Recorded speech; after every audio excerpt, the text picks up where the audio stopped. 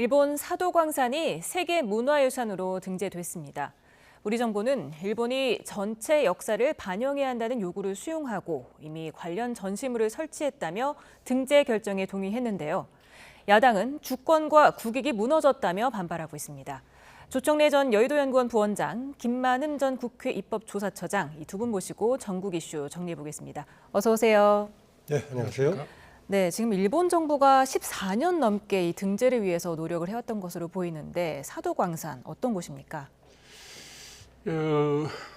일본의 니가타현에 있는 금광산인데요. 일본 측 설명에 의하면 17세기 세계 금 생산량의 10% 정도를 생산한 최대 금광이었다고 합니다. 그런데 여기에 일제강점기 말기 1939년부터 45년까지 당시 조선인 노동자 2천여 명을 강제 동원해서 고된 노역, 착취 이런 부분들이 자행된 아주 가슴 아픈 현장입니다. 근데 작년 2월에 일본이 유네스코 세계유산 등재를 추진하면서 사실은 그 시기를 애도 시기로만 한정을 해서 신청을 했어요. 그래서 조선인 노동자들의 강제 노역을 일부러 지우려 한 거 아니냐라는 거센 비판이 일었고, 그 때문에 세계유산위원회에서 전체 시기를 망라해서 신청을 하라, 보완하라 해서 보류 조치를 했습니다. 근데 이번에 이제 아마 일본이 나름대로 보완 조치를 해서 등재가 결정된 걸로 그렇게 알고 있습니다. 네, 이거 어떤 의미가 있는 겁니까?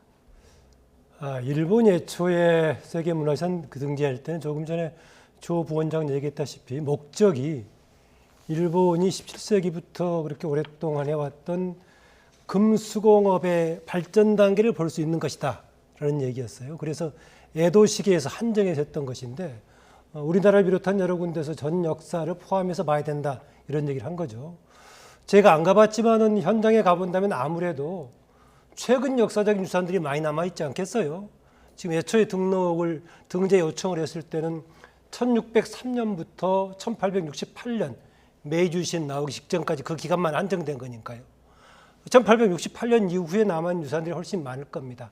그런 관점에서 전체 역사를 담아야 한다는 논리가 맞는 거고, 우리 입장에서 봤을 때는 특히 우리 일제 강점기 기간 동안에 강제, 징용, 노역들이 포함되어 있어 이런 문제에 우리 아픈 역사는 빼버리고 자랑할 것만 하느냐 이런 문제를 제기할 수 있을 겁니다. 그런데 이번에 이런 문제를 제기하는 과정 속에서 그 문제를 담기는 했는데요. 그래서 그동안에 한정된 것에서 역사를 담았던 것에 의미가 있긴 하지만은 조금 강제 노역 관련은 일본 측의 입장에서는 세분해서 했습니다. 일정 기간 동안은 모집해서 응모해서 간 거고, 중간에 한때는 좀 총독부에서 알선하는 부분도 있었고 44년 9월부터 징용을 했다 이렇게 구분해서 설명을 하고 있습니다. 이런 등등에 대한 것들이 과연 이전에 군함도에 대한 경험적인 요인들을 이번에 심사 과정 속에서 우리의 의견을 과연 얼마나 반영했는 것인가 이런 게 지금 비판적인 원점이 되고 있습니다. 네, 이미 관련 전시물을 설치했기 때문에 또 등재 결정에 동의를 했다고 했는데 이미 마련했던 전시물이 새로 지은 사도 금은산 기념관이 아니라 외곽 지역에 있는 박물관이라고 하던데요. 그렇게 지적할 수는 있죠. 왜냐하면 지금 향토 역사 박물관이 한 5km 사도광산에서 떨어져 있다고 그래요.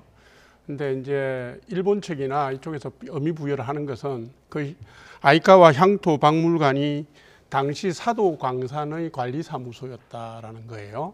그래서 거기도 사실은 역사적 유적지가 될 수 있는 데여서 무슨 주차장이 좀 협소하다 이런 지적들이 있는데 제가 볼 때 그거는 본령은 아닌 것 같고요.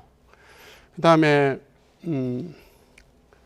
추모식이나 이런 경우에도 일본인을 위한 것이지 조선인을 위한 것이냐 이런 지적들 하는데 제가 볼 때는 아직 실행된 게 아니니까요. 이번에 가을쯤 아마 할 것 같은데 일본이 하는 걸 지켜보고 체크해서 다시 요구할 것은 요구하고 관철시켜야 됩니다. 이게 2015년도에 하시마섬 일명 군함도를 등재할 때 일본이 세계유산위원회에 약속했던 것을 제대로 실행을 안 했거든요. 그러니까 그런 의미에서 신뢰를 한번 배반을 했기 때문에 이런 문제 제기를 하는 건 저는 당연하다고 보는 것이고요. 우리 정부도 좀 예의주시하고 일본도 좀 성의를 갖고 자기들이 뱉은 말들은 제대로 실행하기를 바라는 마음을 갖고 있습니다. 네, 그 향토 박물관이라는 게 뭐 역사적인 의의는 있는 곳이지만 아까 말씀하신 대로 주차 공간이 한 20대 정도로 굉장히 협소한 곳이고요. 또 유네스코 등재 범위에서 제외된 곳이다 이런 주장도 나왔고 거기에서는 또 강제 노역을 인정하는 것이 보이지 않았다 이런 주장도 있더라고요. 먼저 말씀하신 강제 노역 인정하지 않는 거 이 부분은 제가 앞서 말씀드렸었는데 좀 세 가지로 구분해서 했기 때문에 강제 노역만은 강조하지 않았다. 일반적으로 당시 열악했던 노동 환경을 지적을 했던 것 같고요. 강제 노역 관련은 3단계로 처음에는 모집을 했었고 중간에 알선했었고 44년 9월부터 이제 징용을 했다 이렇게 표현을 하고 있고요. 그런데 지금 여기가 그 문화유산 영역에 포함되지 않는지는 좀 확인을 해봐야겠습니다. 왜냐하면은 지금 이번에 전제 조건으로 이런 부분을 포함하는 것으로서 이번에 등재에 이제 이번에 인증이 된 거니까는요. 그래서 일부에서는 여기는 그 영역에도 포함되지 않는 곳에 우리하고 관련된 부분을 향토 박물관에 넣는 것이 과연 의미가 있느냐 이런 얘기했는데요. 이것은 좀 파악을 해봐야 될 것 같습니다. 저는 이런 부분들은 이후에 요즘 국회에서 이런저런 많은 뭐 공청회, 뭐 청문회 이런 것을 많이 하는데 이런 부분들은 정확하게 국회 외통이라든가 해당 상임위에서 불러다가 그동안에 과연 우리의 입장에서 어떤 노력을 했는지 이런 내용은 좀 파악할 필요가 있다는 생각이 듭니다. 네, 일본이 또 매년 추도식을 열겠다고 했는데 이게 조선인 노동자보다도 일본인을 추도하는 성격이 있다 이런 주장도 있더라고요. 아무래도 자기들 노동자니까 그럴 개연성이 있죠. 근데 이거는 지금 실행된 건 아니기 때문에 이제 2015년도 군함도 때하고 다른 게 일본이 재빨리 구체적인 약속을 지금 했고요. 세 가지 약속했고 두 가지는 바로 실행에 들어갔잖아요. 아이카와 향토박물관의 전시실 만드는 거, 그다음에 올해부터 추도식을 열겠다고 했으니까 그 진정성을 한번 믿어는 보는 건데요. 뭐 일단 올해 하는 걸 한번 보면 일본의 저희나 이게 나올 것이고요. 유네스코 세계유산 등재와 상관없이 이 부분에서 만약에 잘못된 부분이 있거나 위협하면 제가 볼 땐 정부 차원의 항의가 들어가고 다시 정경 조치가 들어가야 될 거라고 봅니다. 네, 아무래도 일본의 진정성이 좀 아무래도 관건일 것 같은데 일단 이 군함도에서 좀 뭐랄까 그 믿음에 좀 저희가 상처를 입었지 않습니까? 네. 그런 것들을 약속을 미행한 것을 우리 정부가 좀 묵인해줬다 이런 신호로도 받아들여질 수 있을까요? 그래서 제가 이번에 협상 과정 속에서 논의 과정 속에서 과연 일본의 이런 문제점을 우리 측에서 유네스코 회의 과정에서 문화유산 심사 과정에서 얼마나 적극적으로 문제를 제기했는가는 좀 파악해 볼 필요가 있다는 생각입니다. 이게 지금 나라 간의 관계니까요. 이 21개 국가가 전체 만장일치로 결정을 한 사항이라고 하니까 상당 부분은 외교적인 역할이 필요하지 않겠습니까? 그랬을 때 과연 우리의 입장을 어느 정도 반영하는 것으로 했을 것인가? 물론 이런 걸 가지고 우리의 입장만 강하게 얘기하면서 단독으로 반대하거나 더 적극적인 일본에 대한 문제 제기할 수 있지만 꼭 그럴 수만 있는 사항은 아니니까 대신 우리가 할 수 있는 영역에서 얼마나 많은 역할을 했던가 이것은 이후에 정말 꼭 국회 차원에서 한번 파악해 볼 필요는 있을 겁니다. 그래서인지 이제 야당을 중심으로 굴종 외교다 이렇게 거센 반발이 나오고 있고 또 민족문제연구소라는 단체에서는 외교 실패다 이런 지적이 나왔는데 어떻게 보셨어요? 이 문제는 제가 볼 때 여야가 따로 있는 문제는 아닌 것 같고요. 또 어떻게 보면 지금 한일 관계가 좋다고 하더라도 거기에 대한 그러니까 드러날 수 있는 문제점에 대해서 여가 됐든 야가 됐든 강하게 문제 제기를 하는 건 저는 옳다고 봅니다. 보는데 이제 이거를 한국 정부가 사실상 동의를 해줬다고 하는 게 외교부의 입장인 건데 사실 유네스코 세계유산위원회는 회원국이 21개국인가 그래요. 우리나라도 들어가 있고 대개는 만장일치로 해서 간답니다. 그런데 표결로 가는 경우는 극히 이례적인 경우고 또 이게 회원국들이 별로 좋아하는 방식이 아니라네요. 그런데 이게 지금 만약에 표결로 갔을 경우에 이게 일본이 유네스코에 상당한 기여를 하는 주도국인데 결과를 장담할 수 없다는 걸 외교부가 고민하지 않았겠습니까? 더더군다나 군함도하고 달리 이번에는 아까 말씀드렸다시피 구체적인 약속도 했고 당장 실행할 걸 하겠다라고 지금 계획안을 내놓은 상태이기 때문에 이게 표결로 갔을 때 성패를 장담할 수 없었던 부분이 있었을 겁니다. 그래서 저는 외교부가 가진 고충을 좀 이해를 해주고 싶은 거고요. 그거는 정부 입장이고 정치권이나 국민 입장에서는 따질 건 따지고 지켜봐야 될 건 지켜보고 시정 조치를 요구할 건 요구해야 된다고 저는 그렇게 봅니다. 네, 뭐 일본 언론도 그렇고 여당은 지금 한일 관계가 선순환된 양국이 한일 관계가 좋기 때문에 선순환이 된 거다 이렇게 얘기를 하고 있습니다. 어떻게 판단하십니까? 일본 쪽에서는 그렇게 얘기하고 있겠죠. 우리나라에서 비판적인 입장 쪽에서는 너무나 일방적으로 일본에 대해서 호의적으로 가다 보니까 이런 것도 우리의 입장이 약하게 반영된 거다 이런 걸 얘기하고 있습니다. 친일 이야기를 지적하긴 했었는데요. 과거에는 친일 그러면은 반민족적인 입장에서 우리의 민족이나 국가에 손해를 입히면서 일본에 이익이 되는 친일을 얘기했었는데 대신 야당 쪽에서 보니까 굴욕적 친일 정권이라는 표현을 했군요. 그러니까 뭐냐면은 우리의 입장을 외교적인 차원에서 제대로 반영을 못했다 이런 입장인데요. 앞서 말씀드렸었지만은 어느 정부든 간에 우리의 입장을 좀 적극적으로 반영하려고 했겠죠. 다만 이게 1대1 한일 간의 관계에서 쉽지 않은 문제인데 여러 나라, 특히 21개 이상의 나라가 참여하는 가운데 과연 어떤 방식으로 어떻게 반영하는 것이 우리 국익에 도움이 되는 쪽으로 움직였는가 이것은 좀 파악해 볼 필요가 있다. 다만 외교 관계를 수행하는 정부의 입장은 현실적으로 접근하지만은 우리 내부에서 언론이라든가 야당 쪽은 충분히 이런 문제에 대해서 끊임없이 비판하는 관점에서 좀 볼 수 있다. 역할 분담도 필요하다. 그렇게 봅니다. 네, 다음 주제로 넘어가 보겠습니다. 지금 국회에서는 필리버스터가 사흘째 이어지고 있습니다. 공영방송 KBS의 이사를 늘리고 또 이사 추천권을 언론방송학회와 또 관련 직능단체에 부여하는 방송법 개정안에 대한 찬반 토론인데요. 주요 발언 먼저 듣고 오겠습니다. 공영방송의 주인은 국민입니다. 공익적 목적을 위해서 만들어진 국가가 만든 방송이고 그 재원은 국민들이 내는 시청료로 구성이 됩니다.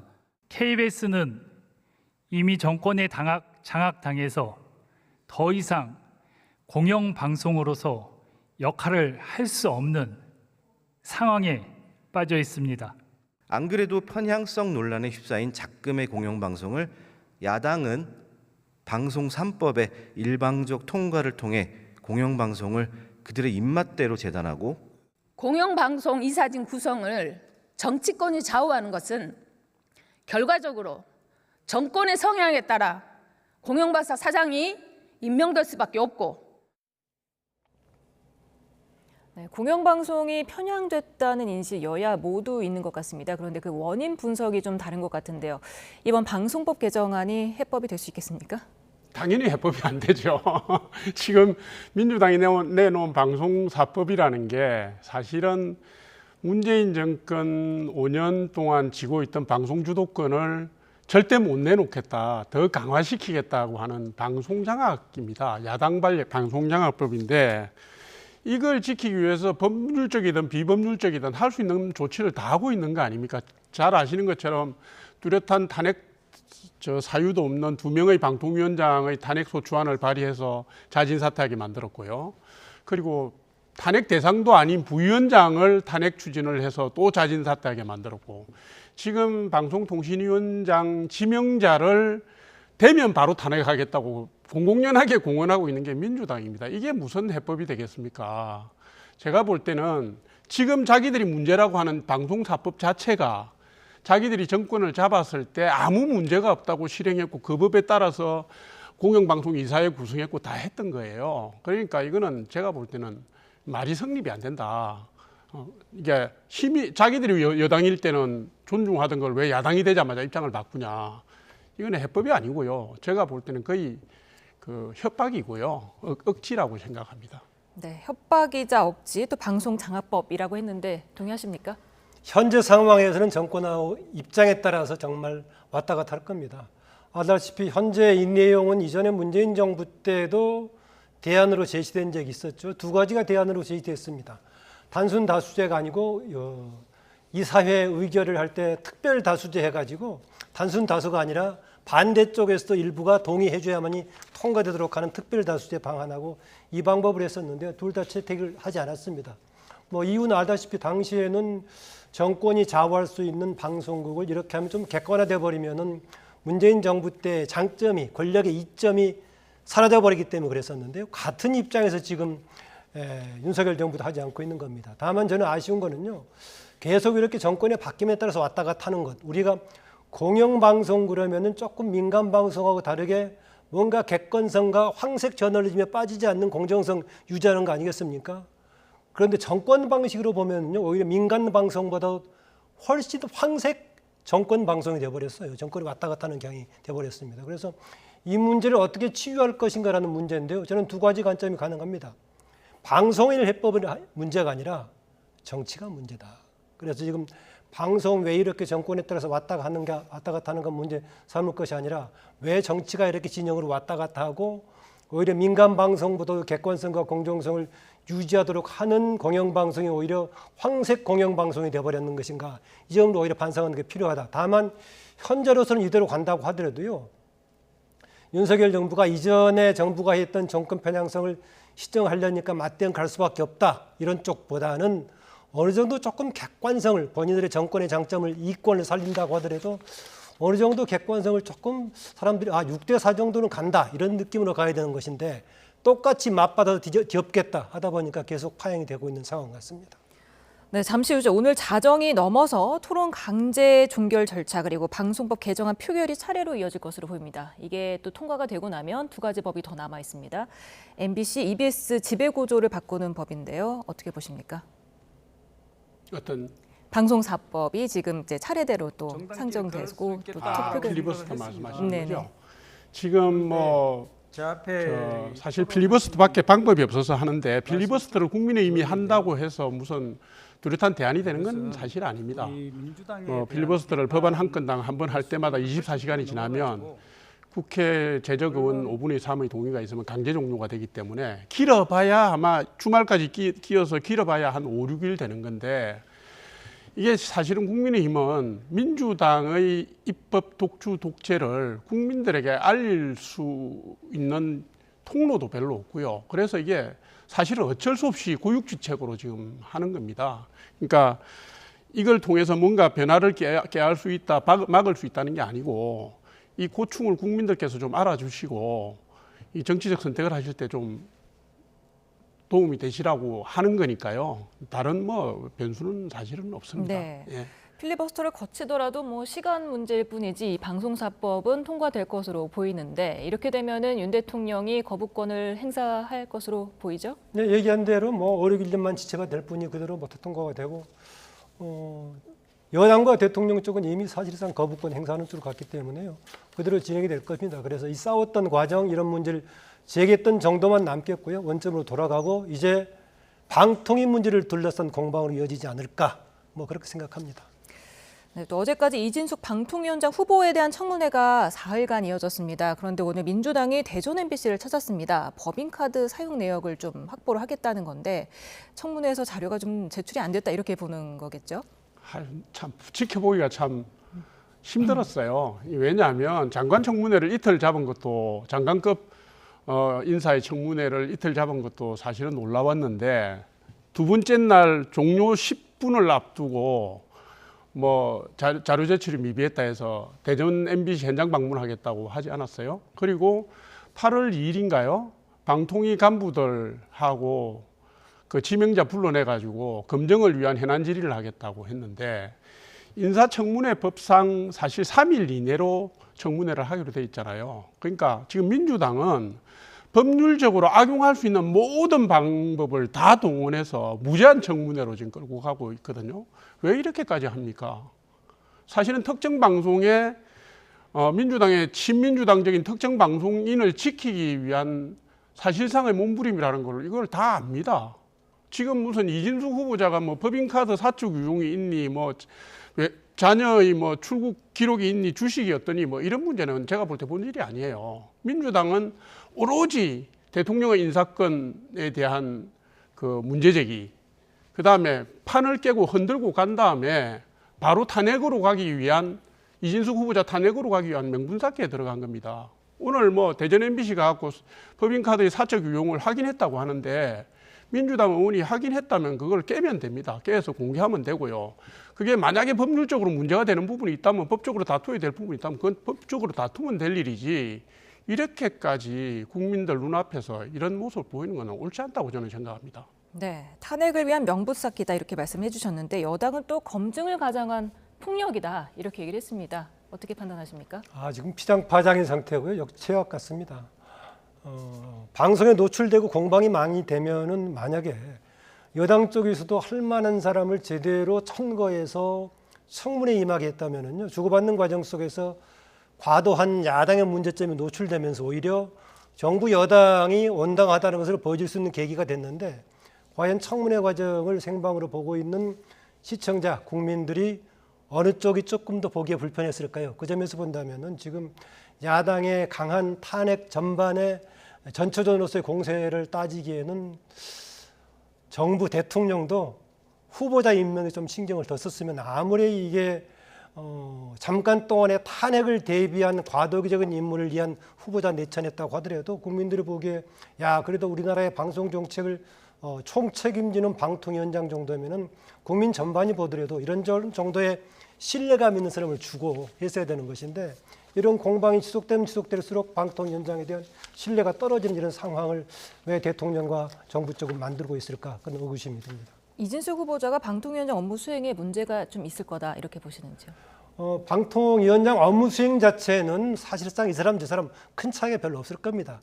방통 업무하고 전혀 상관없는 법조인들이 방통위원장을 맡는 사례가 얼마나 많았습니까? 그런 상황인데, 그거보다는요, 정부 정책 수행에 있어서 어떤 사람들은 대중에 많이 노출이 되고 방송에 많이 노출되는 사람들의 그런 정책의 역할과 실질적으로 숨어서 하는 역할은 좀 다를 수 있습니다. 그런 점에서는 국민 일반에 좋은 이미지가 쌓인 사람들을 전면에 내걸어야 되는데, 너무 이런 방향으로 충돌이 되는 사람을 앞에 내세워가지고 정부 정책 수행에 도움이 되지 않는다. 아다시피 같은 정책을 수행하더라도 국민이 어떤 느낌으로, 어떤 이미지로, 어떻게 신뢰를 주느냐에 따라서 효과가 달라지는데, 그 점에서는 정부가 뭔가 좀 힘을 실어가려면은 이런 대중 앞에 내세우는 사람들도 조금 더 정부가 힘을 받을 수 있는 신뢰가 가는 사람을 조금 내세웠으면 하는 주문을 추구하고 싶습니다. 네, 청문 보고서 채택 가능성은 낮아 보이긴 하는데요. 그렇게 되더라도 대통령이 임명 강행 수순에 들어가겠죠? 그럴 수밖에 없지 않습니까? 지금 아까 말씀드렸다시피 민주당의 방송장악 의도인데, 지금 이미 방송통신위원회 지금 위원이 한 명도 없어요. 그러니까 방송통신위원회가 국가기관으로서 지금 작동이 안 되고 있는 겁니다. 방송정책과 관련된 것도 있을 거고 현안이 많을 거 아닙니까? 그러니까 지금 이렇게까지 밀고 나가는데, 고육지책이지만 대통령께서 거부권이 아니라 임명 강행을 할 수밖에 없는 상황이고요. 이게 일단 지금 방송통신위원회법에 따라서 그 제대로 된 체제를 구성하고, 그다음에 그 업무를 제대로 수행할 수 있게 된 다음에, 이게 다음에 뭐 개선점이 있든지 방향을 새로 잡든지 하는 것은 그때 가서 여야가 대화를 하든지 정부와 정치권이 대화를 하든지 해야지, 지금 공영방송 세 군데가 다 지금 이사진 임기가 지금 곧 만료가 되고요. 그러면 이게 방송통신위원회뿐만 아니라 공영방송 세 군데도 다 문제가 되는 겁니다. 그러니까 지금 민주당이 문제 삼고 있는 방송통신위원회 관련 법이요, 지금까지 아무 문제 없이 작동되어 왔고, 문재인 정권 때도 그 방식에 따라서 작동이 됐던 겁니다. 그러니까 지금 현행 체제대로 해서 이걸 정상화시킨 다음에 대안을 만들든지 뭐 협상을 하든지 보완을 하든지 해야 되는 것이지, 민주당의 의도에 끌려 들어가서는 이게 대책이 없다. 그러니까 어쩔 수가 없다. 결국 청문 보고서 채택과 상관없이 대통령께서 임명을 하실 거다 이렇게 봅니다. 네, 지금 말씀하신 대로 방통위 영명의 초유의 사퇴를 맡게 됐습니다. 탄핵안 발의하고 자진 사퇴하고 발의하고 자진 사퇴하고 했는데, 이번에도 또 발의하면 네 번째로 또 자진 사퇴하게 되는 걸까요? 발의해 산다면은 탄핵에 국회 의결까지 되어버리고 나면은 그 기간 동안 업무가 정지되니까 아마 그럴 가능성이 있습니다. 그래서 일부에서는 이번에 이진숙 후보자를 그런 용도로 내세운 거 아닌가 이런 평가까지 하고 있습니다. 그런데 늘 나오면은 지금 2인 체제에 관한 문제가 생기는 건데, 과연 만약에 2인 체제가 문제라면은 현재의 방통위 기능 자체도 우리가 인정할 수 있을 것인가? 나머지 행정적인 단순한 업무 절차 빼놓고 방통위 기능 자체가 과연 인정이 안 된다면, 야당의 입장이 보다시피 그런다면은, 제가 이게 법률적으로 가능한지는 모르겠습니다만은 방통위 기능 자체를 현재는 작동하지 않게 정지를 확인하는 오히려 그런 절차가 필요하지 않는 건가? 개별적으로 정파적인 싸움을 하면서 누구를 탄핵으로 끌어내리고 이런 역할을 하기보다는 오히려 그런 게 필요하지 않은가라는 생각이 들 정도입니다. 네, 그렇다면 방통위 정상화 해법 있을까요? 정상화 해법 없죠. 그러니까 절차대로 지금 현행법대로 갈 수밖에 없는 거고요. 아까 말씀드렸다시피 현행법의 절차대로 해서 각 분야를 정상화시킨 다음에 그 다음에 뭐 보완점이 있는가, 어느 시점을 지난 다음에 지금 벌어진 여러 가지 현황과 상황에 대한 성찰적 해고 뭐 보완 필요할 거라고 봅니다. 지금 현재로는 파행이 불가피하다, 저는 이렇게 봅니다. 네, 또 어제 국회 법사위에서는 윤 대통령 탄핵 청원 2차 청문회가 열렸습니다. 김건희 여사는 불출석을 놓고 여야가 또다시 맞붙었는데요. 관련 발언 듣고 오겠습니다. 이게 말이 됩니까? 우리나라가 언제부터 이렇게 왕정국가, 언론 탄압국가, 국민 무시 국가가 되었습니까? 증인 김건희라고 해서 지난주와는 다른 형태의 증인 명패가 적혀 있습니다. 이게 의도적으로 특정인들을 창피 주기 위해서 이와 같이 하는 건 너무 치졸하죠.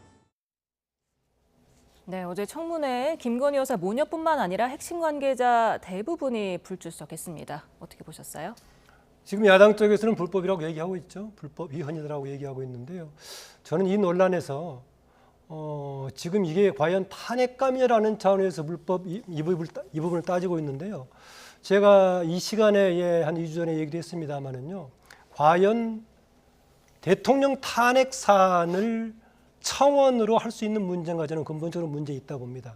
참고로 말씀드리면은요. 국민 청원을 했을 때 그것은 이제 상임위에 넘기는 것은 일반 국회의원들이 의안 발의해서 넘기는 것과 똑같은 절차입니다. 일반 국회의원 의안 발의할 때는 10명 이상이 찬성해서 발의하면 그 안건이 성립되는 것이고 의장은 그것을 해당 상임위에 넘겨서 심사하는 겁니다. 그러니까 청원이 국회의원들이 의안 발의하는 것과 똑같은 겁니다. 그래서 지금 법사위에 넘어가서 심사하고 있는 건데요. 탄핵의 경우에는 발의가 국회의원 제적의 절반이 있어야 되는 겁니다. 그런데 국회의원 절반이 있어야 가능한 대통령 탄핵 발의를 국민청원으로 할 수 있는 것인가? 저는 할 수 없는 거라고 봅니다.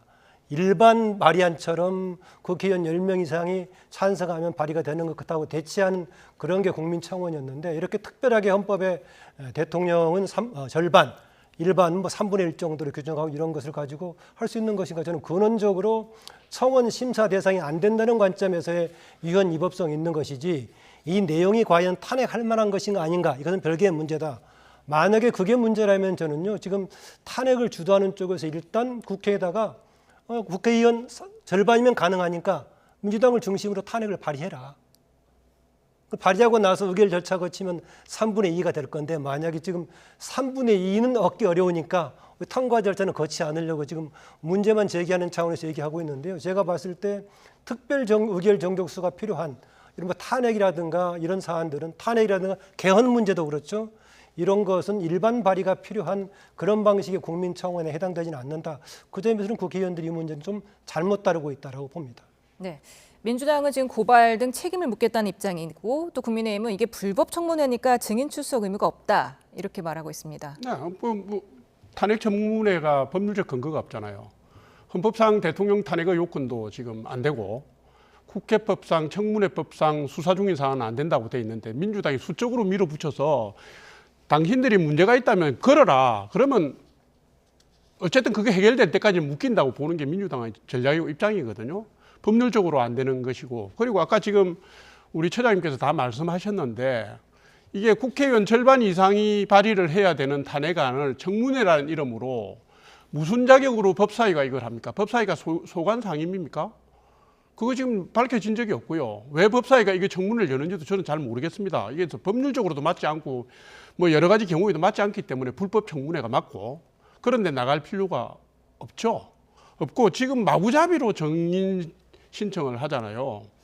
이게 판을 벌려가지고요, 한풀이를 하려고 하는 건지, 정말로 탄핵의 문제가 있다면 법으로 발의를 해서 가든지, 그것도 아니고 지금 국판을 벌리는 거 아닙니까? 이런 식의 정치 민주당이 한 지 오래됐거든요. 근데 이게 국민들이 이제 다 아시니까, 그래, 하는 거 보고 있다 해봐라, 뭐 이런 거 아니겠습니까? 제가 볼 때는 정인 출석 의무를 지킬 필요도 없고요. 그 의무가 있지도 않습니다. 국회 정언감정법상 강제 조항도 없고요. 네, 어제 참석한 증인이 6명이었는데 김 여사에게 명품 가방을 건넨 최재형 목사에게 질문이 집중이 됐습니다. 근데 이 최재형 목사가 이런 얘기를 했습니다. 김 여사가 과거 법무부 장관을 지낸 국민의힘 한동훈 대표와 장 차관급 고위직 인사를 조율하는 걸로 알았고, 또 금융위원을 임명하는 걸 자신이 목격을 했다. 이렇게 얘기를 했습니다. 네. 이게 사실이라면 굉장한 일 아닙니까? 그래서 사실을 확인해 봐야겠죠. 사실이 아니라면 당사자가 책임을 져야겠고요. 그러나 지금 한 이틀 동안 진행되는 과정 속에서 아직 사실로 좀 나타난 게 없기 때문에 이 부분은 조금 확인해 봐야 할 것 같습니다. 만약에 확인이 된다면은 직접적인 법률상의 권한이 없는 사람이 인사에 개입했다는 논란의 여지가 충분히 나올 소지가 있고요. 하나 지금 최재형 목사라는 사람 좀 얘기 지적을 하고 싶은데요. 청문 과정에서 보니까 여당 쪽에서는 몰카 공작이라고 공격하다 보니까 이것은 몰카가 아니라 전문 용어로 언더커버라고 한다라는 얘기하는 것인데요. 뭐 아시겠지만은 드라마라든가 다큐멘터리 많이 나왔다시피 자명을 해가지고 실상을 파악하는 언더커버 형식이 있지 않습니까? 그런데 이 양반은 자명해서 실상을 파악하는 것이 아니라 본인이 덫을 놓고 뭔가 함정을 파가지고 실수하게 만든다거나 이런 역할을 언더커버라고 하지 않는데 저는 적어도 최재형 목사라는 사람이 했던 역할은 아주 부적절했다고 보고요. 그 전에 지금 영부인 이 양반은 이 밤중에 몇백 건이나 되는 통화를 왜 했던 것인가. 늘 윤석열 정부의 문제가 될 때마다 항상 논란의 쟁점이 되는 부분을 좀 심각하게 본인 지금도 심각하게 생각하고 있겠지만은 대통령과 정부를 위해서 본인의 책임을 좀 크게 느꼈으면 하는 생각입니다. 네, 이 부분에 대한 의견 마지막으로 들어보겠습니다. 아니 뭐 이 사람을 어떻게 믿습니까? 몰카 공작한 사람, 함정 파가지고 한 사람이고 잘 아시는 것처럼 친북 종북 인사 아닙니까? 이 사람 이때까지 뭐 해온 걸 보면 없는 사실도 만들어서 날조를 하고 뭐 자기 주장을 펴고 묵혔다가 쓰기도 하고 이게 종잡을 수 없는 사람인데요. 지금 보니까 이게 법무부가 인사정보관리단을 가져갔잖아요. 윤석열 정부 만들어지고 난 뒤에 처음에. 그러니까 영부인하고 한동훈 대표를 엮어가지고 뭔가 그림을 만들려고 했던 것 같은데 이 사람이 해왔던 행태를 돌이켜보면 사실은 고위직 인사에 대한 농단이 있었다면 왜 지금까지 침묵하고 있었겠습니까? 자기가 얘기하는 디올백보다 훨씬 심각한 문제인데 자기가 지금 기도했던 게 다 수포로 돌아가니까 점점 사실에 근거하지 않는 날조들을 해내고 있는 거거든요. 저는 일단 이 소스가 믿을 만한 사람이 아니고 그리고 이런 사람을 믿고서 가면 나라 꼴이 되지가 않습니다. 제가 볼 때는 명백한 증거나 이게 정황 증거가 나오기 전까지는 저는 이거 믿을 수가 없다 이렇게 봅니다. 네, 오늘 말씀 여기까지 듣겠습니다. 두 분과 함께 전국 이슈 알아봤습니다. 오늘도 감사합니다.